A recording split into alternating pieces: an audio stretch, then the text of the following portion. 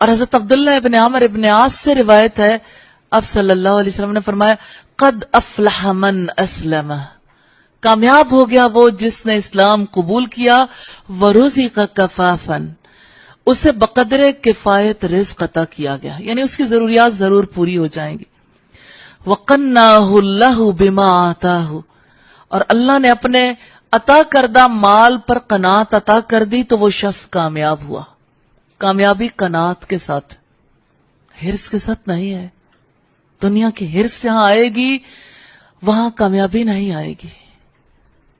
اور اسی طرح سے آپ اپنی زندگی میں دیکھ سکتے ہیں، دوسروں کی زندگی میں حریص انسان کبھی دلی طور پر مطمئن ہی نہیں ہوتا، وہ ساروں کا مال غصب کر لے پھر بھی اسے لگتا ہے کچھ بھی نہیں ملا، حل میں مزید۔ یہ کیا ہے؟ ناکامی، کہ انسان کہیں سیٹسفائیڈ نہ ہو۔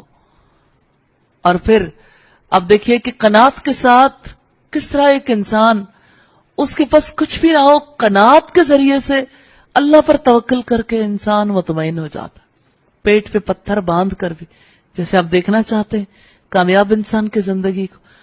ایک بار ایسا ہوا، حضرت ابوبکر نکلے، پیٹ پہ پتھر باندھے ہوئے تھے، بھوک بہت سخت تھی، لیکن کسی سے سوال تو کرنا نہیں تھا، لیکن کھانے کو کچھ نہیں نصیب ہوا۔ حضرت عمر نکلے، نہیں ملا۔ رسول اللہ صلی اللہ علیہ وسلم نکلے، پیٹ پہ پتھر باندھے ہوئے تھے، دیکھا کہ صحابہ کرام کا بھی یہی حال ہے۔ آپ نے کہا چلو چلتے ہیں۔ ابو ایوب انصاری کے گھر گئے اور وہ بھاگم بھاگ گئے، کھجور کا خوشہ توڑ کر لے آئے، ٹھنڈا پانی لائے۔ یہ سامان رسول اللہ ان کے ساتھیوں کے آگے رکھا اور خود جا کے بکری ذبح کی، فوراً بکری بھون کر لے آئے، گوشت لے آئے۔ آپ صلی اللہ علیہ وسلم نے کھانا چاہا، لیکن کھانے سے پہلے آپ کو حضرت فاطمہ کا خیال آیا۔ آپ صلی اللہ علیہ وسلم نے کھانا ڈالا اپنی بیٹی کے لیے، اور ایک صحابی سے کہا جاؤ یہ فاطمہ کو دے آؤ، بہت دنوں سے اس نے اچھا کھانا نہیں کھایا۔ تو اب دیکھیے کہیں کوئی تکلیف نہیں ہے، بہت دن سے بھوکے ہیں، پیٹ پہ پتھر باندھے ہیں، توکل جو ہے کہ وہ میرا رب ہے، وہ مجھے کھلاتا اور پلاتا ہے۔ توکل ہے نا، قناعت ہے۔ اور اللہ کیسے کھلاتا ہے؟ وہ کھجوریں کس نے کھلائیں؟ ابو ایوب انصاری کے دل میں کس نے ڈالا؟ کھجوریں، ٹھنڈا پانی، پھر اس کے ساتھ بھنا ہوا گوشت، وہ اللہ ہی کی تو عطا ہے، اللہ سے لا دیتا، اور اللہ ہی رزق دینے والا، بقدر کفایت وہ عطا کرتا ہے۔ تو یہ کامیابی کی ضمانت ہے۔ کامیابی یہ نہیں ہے کہ انسان کو بہت کچھ مل جائے۔